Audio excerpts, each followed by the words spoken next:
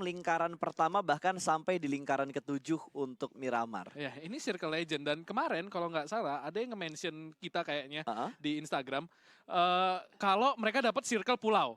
Berarti itu mungkin terjadi pas. Sangat mungkin terjadi. Masih ada kemungkinan itu terjadi di game profesional seperti ini. Persentasenya tuh hanya sekian persen aja untuk Circle menuju ke bagian 2 pulau terpisah di Miramar. Dan Lovre tidak mendapatkan kontestan sama sekali. Cukup nyaman untuk daerah early lootingnya Lovre. La Cobreria juga tadi kalau nggak salah victim mengambil di bagian sana. Kampo militer yang biasanya kosong kali ini dihinggapin sama tim NFT. Oh, kayaknya bakal mulai ini ya nyoba drop zone baru karena kayaknya NFT tahu tempat drop zone mereka suka diisi sama tim lain. Mereka bakal coba main buat late engagement, tentunya nggak mau early engagement. Mau main aman, mau coba dapat placing tentunya buat dapetin poin tambahan di hari pertama. Jadi bakal mencoba menghindari combat sebisa mungkin. Sementara kita lihat, mereka benar-benar nggak ada yang sekali. Kings di sini akan mencoba dapatkan pemain lagi. Tapi enaknya dari NFT, mereka punya satu batu yang nutup angle shoot dari tim Red Rocket. Tapi tidak untuk posisi dari Onyx. Karena tadi Onyx berada di belakang NFT persis. Bonafide menjadi tim pertama. King Kongnya langsung disembelih dan dipulangkan begitu aja menuju ke arah lobby. Mereka mati sama zona? Ya, ada ketembak juga. Atau jatuh kayaknya? Kayaknya jatuh turun. Kayaknya jatuh deh tadi. Karena ada 2 pemain tadi mati bukan karena kena orang. Oh god, bukan awal yang baik. Mungkin mereka panik karena ditembakin dari berbagai arah juga. Bahkan victim tinggal satu loh. Victim Geek Fam hanya menyisakan satu pemain mereka doang. Dan yang gue salutin Geek Fam, last man standing mereka masih bisa bertahan hingga circle yang keempat. Ya ini lagi-lagi bakal ada tinggal placement. Nah ini posisi yang nggak bagus nih. Gue inget banget Morph pernah ada di posisi yang serupa. Dan sekarang Morph menjaga belajar dari pengalaman. Mereka menjaga dari jauh posisi tersebut. Dan mereka nggak ingin mengulangi kesalahan yang sama yang udah mereka perbuat. Dan kali ini Red Rocket sudah memantau pergerakan dari arah bawah. Berhasil mendapatkan satu pemain lagi. The Pillars mulai bergerak ke arah yang salah. Red Rocket mempunyai angle yang perfect dari arah pegunungannya. Berhasil memotong rotasi dari tim The Pillars yang berusaha mengambil posisinya Red Rocket. Dia bakal naik lagi ke arah yang lebih tinggi. Sementara Zukti berhasil diamankan. Nick berhasil mendapatkan satu. Tapi Onyx ternyata dipulangkan ke arah lobby. Ada NFT yang menjadi tim ketiga. Mengganggu peperangan antara Onyx dan juga Bigetron tadi. Lagi-lagi ini akan bakal menjadi hotspot. Kita lihat di sini Teddy bakal turun.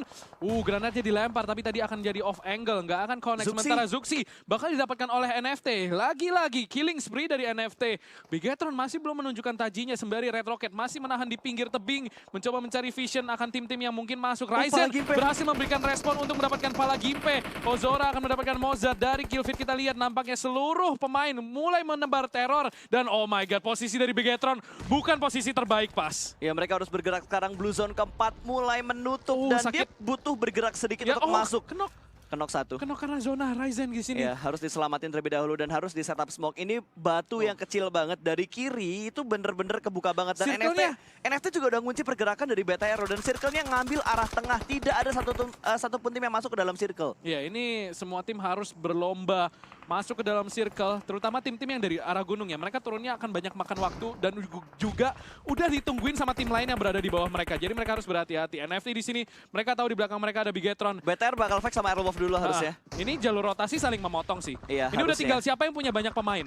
Sekarang giliran Red Rocket yang kehimpit karena mereka harus keluar dari arah gunungnya dan udah ditungguin sama 3 tim yang ada di bagian bawah. Ini yang gue bilang, lu ketika nahan di gunung, satu jalur masuk, satu jalur keluar. Ketika lu udah naik, lu nggak akan bisa turun. Apalagi kalau circle-nya keluar dari lu. Dan kita lihat di sini, Aerowolf bakal melakukan rotasi langsung dengan sangat cepat. Sementara Bigetron hanya tersisa 2 pemain, masih belum membukukan satu pun kill dari sisi Bigetron. Aerowolf di sini bakal punya angle yang enak dan di depan mereka ada Morph juga 3-way showdown mungkin akan menahan tembakan terlebih dahulu karena lagi-lagi ini open field banget pas covernya nggak ada sama sekali, nggak ada batu. Aura bakal terbuka banget di depan mereka persis ada Boom Esports sementara mereka punya Tayo di belakangnya ada RRQ. Ini bakal jadi 4-way showdown yang bakal rusuh banget karena nggak ada cover sama sekali. Betul, ini jadi PR banget tentunya buat Aura. Mereka mengambil di posisi yang sebenarnya tidak terlalu enak karena bukitnya cuma ada di depan dia doang, belakangnya bener-bener kebuka banget. Bakal dipus langsung ditabrak begitu aja, dilihat satu orang bakal ada spray dari arah mobil. Renalre berarti mendapatkan 2 orang dan Morph pulang dengan sangat cepat. Aerowolf bermain dengan agresif.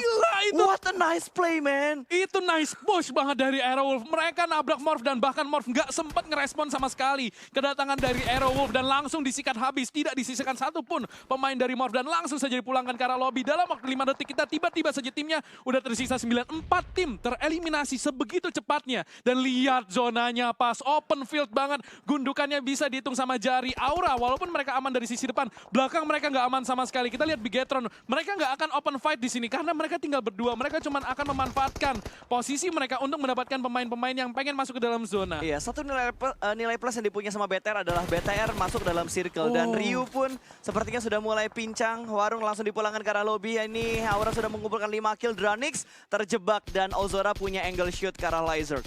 Ya, tapi cukup jauh dengan AKM jarak segini. Agak sulit untuk mendapatkan pemain ya, apalagi cuma pakai holo lagi dan nggak ada kompensator. Itu bakal lucky shot banget kalau bisa dapetin Lizard. Tapi di sini Ucup sudah ter-take down Ozora. Oh, kita lihat 2 pemain dari Louvre. 3 pemain tepatnya. Lebih milih mati sama zona. Iya, nggak ngasih poin sama sekali. Betul. 7 tim tersisa di sini. Sementara Ryzen mulai menebar teror. Pemain-pemain dari Aura nggak tahu ditembakin dari mana. Tapi Ryzen nampaknya akan membantu Spauf mendapatkan. Dan justru Luxi ter-take down dari Aerowolf. Ya, itu angle-nya. Oh, no. Mereka tinggal berdua, tapi Aerowolf nggak nahan, BTR nggak nahan tembakan mereka. Mereka masih ingin untuk mendapatkan sedikit pick ke arah musuh yang mereka lihat. Dan sekarang PR-nya, BTR dapat zona lagi. Bigetron bisa menang loh. Iya, BTR dapat zona lagi dan itu benar-benar di ujung zona. Tapi di sisi lain, Reki bakal commit fight-nya bersama dengan tim Aura. Sudah berhasil mendapatkan satu setup smoke terlebih dahulu. Angle dari Aura benar-benar ditutup. Mungkin mereka bakal melempar molotov ke arah Aura. Ini mimpi buruk untuk Aura. Apakah mereka bakal kebal dengan api karena logo mereka api. Tapi kali ini Nerpeko bakal melihat pergerakan dari Ozora. Tapi manja aja Proning tertutup satu mobil yang ada di depan Ozora. Ya, RRQ juga ingat mereka harus gerak. Dan ketika mereka gerak, mereka bakal jalan ke open field. Ini mereka harus memanfaatkan momen ini untuk mendapatkan kill sebanyak mungkin. Karena ada kemungkinan. Dan oh my god, Ryzen berhasil melakukan Rosezi. Tersisa seorang Roses. Harus melakukan clutch di sini. Itu open banget. Itu open banget. Angle-nya enak banget buat ngeliat Roses tadi harusnya. Ini yang gue bilang. RRQ harus dapetin kill banyak banget sekarang. Karena ada kemungkinan mereka bakal dihabisin oleh seorang Roses. Dan kita lihat 7 kill untuk Aura. Louvre masih ada 4 pemain. Sementara Bigetron sudah pincang. Tersisa 1 pemain saja. Luxi harus melakukan clutch. Dan untungnya masih ada batu yang akan melindunginya. Tapi dia bakal dijepit dari 2 arah. Ada Aerowolf di sebelah kiri dan ada juga Louvre. Di sisi kanan. Louvre masih ada di sisi kanan. Dan Louvre masih punya 4 pemain. Bigetron dalam kondisi yang terjepit banget dan kemungkinan besar Louvre bisa mendapatkan kill ini dari Bigetron. Iya, dan Boom juga masih menyebar posisi tim-tim mereka juga. Oh, udah tinggal 1 ternyata. Tadi gue lihat tinggal 2, tapi kali ini hanya tinggal sendirian doang. Sementara Louvre masih 4 pemain, bertahan 4 poin kill sudah mereka kumpulkan. Mereka punya cover 1 gundukan, mereka punya 3 mobil juga yang bisa dijadikan forting. Dan mereka bisa mereset dengan adanya supply di dekat mereka. Reset armor dan juga helm. Boom harus dipulangkan ke arah lobby. 3 tim tersisa, BTR sisa 2. Tapi 1 harus di-revive terlebih dahulu. Ya, kalau itu bisa di-revive, mungkin masih bisa ditahan tuh gempuran dari Louvre. Tapi udah nggak mungkin, itu nyawanya udah tipis banget Ryzen. Cuman hanya menahan saja. Tapi kita lihat Bigetron, tersisa 1 pemain. Sekarang ini battle-nya udah tinggal Louvre sama Aerowolf sih menurut gue. Betul. Dan Luxi bakal bisa chicken dinner kalau Louvre tempur sama Aerowolf. Yang kemungkinan besar nggak akan terjadi. Karena mereka saling pandang nih, jauh banget. Kemungkinan Luxi bakal ke pick off duluan, baru akan ada tempur sama Louvre. Tapi Louvre punya high ground, Aerowolf nggak punya high ground. Betul, permasalahannya high ground dan lower ground. Sebenarnya penentunya adalah circle yang ke-7. Akan mengarah ke Louvre atau akan mengarah ke arah Aerowolf. Atau bahkan mereka bakal ngebanting ke atas dan ngebuat semua tim ini harus bergerak. Itu bakal gelut parah sih. Dan satu-satunya kemungkinan Bigetron menang adalah kalau circle-nya ke atas. Ketika 2 tim ini tempur. Iya. Pemain terakhir dari Bigetron bisa tinggal bersih-bersih. Itu pemain itu. Ini gila. Ini. Gila, omongan gua menjadi disaster untuk ketiga tim yang tersisa. Tapi Luxi bertahan benar-benar di ujung dari Blue Zone. Sedikit menguntungkan untuk Aerowolf dari segi jalur rotasi mereka. Iya, Aerowolf lebih dekat ke circle. Sementara Louvre, mereka masih punya mobil. Dan mereka bisa melakukan long rotation ke arah utara terlebih dahulu dan masang forting. Kalau misalkan itu dilakukan, Louvre bakal punya angle yang lebih kuat daripada Aerowolf. Itu gundukan bisa dimanfaatkan, tapi dia keluar dari sebelah kiri. What? Dia keluar dari sebelah kiri dan itu free shoot banget dari Aerowolf.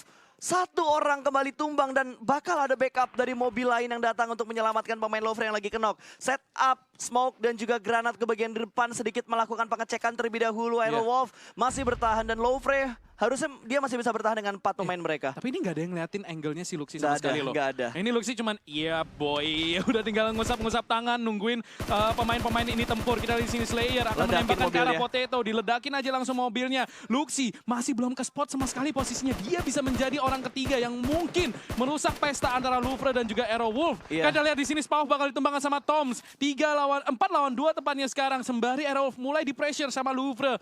Dan Louvre punya posisi, Aerowolf perlahan tapi pasti mulai Ini masuk pasti ke dalam yang ada di circle. mindset, dengan kondisi 8 player yang kesisa, pasti pemikirannya udah 4 lawan 4. Iya, ini udah 4 lawan 4. Tapi masih ada 3 tim, Pas. Iya. Masih kelihatan kan, oh ini masih ada 1 pemain lagi. Jadi mereka harus berhati-hati sembari Reynald. Ini lihat, Itu Granat bisa main dia sendiri. Granat ini jatuh. No. Granat ini jatuh dan itu bisa jadi end untuk dia. Lihat Pas, sekarang 2-1-1. BTR kalau keluar di waktu yang tepat, ini bisa chicken dinner. Kita lihat di sini, Luxi mulai perlahan tapi masih masuk ke dalam circle. Potato masih memantek dari kejauhan Louvre. Pemain-pemain yang mulai bertumbangan, tersisa 2 pemain. Slayer di sini udah ketahuan juga posisinya. Potato akan menjadi last man standing dari Aerowolf untuk menahan posisi. Sembari Luxi melakukan healing, masuk ke dalam Kebuka circle banget. perlahan-lahan di Anjay, sini. kebuka banget. Luxi bakal Steal coba steal kill. kill di sini. Masih mampu mendapatkan 1 kill di posisi yang sangat Potato. terjepit. Potato ada tepat di samping kirinya, Kiri. masih belum ketahuan. Potato apakah akan Kiri. di-finish, dan di sini Luxi harus aim battle dan sudah tertackle Oh, dia OFC. reload. Luxi harus melakukan reload dan akan tereliminasi di posisi ketiga. Potato harus melakukan clutch 1 lawan 2 Pas. Ya 1 lawan 3 sekarang karena tadi udah berhasil di revive tadi. Oh. Apakah Ozora bakal kenok lagi?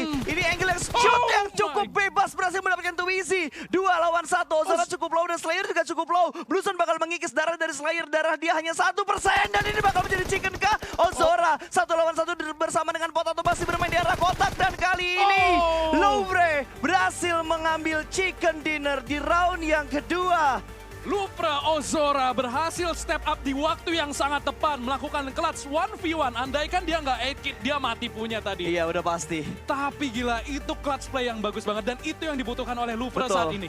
Kita ngelihat Wah. performa mereka di regular season tidak begitu baik, tapi ngelihat mereka chicken bermain sebagai sebuah unit. Ozora step up akhirnya di grand final mendapatkan 3 kill dan 1 kill yang sangat penting. Tapi kalau tadi Potato bisa ngambil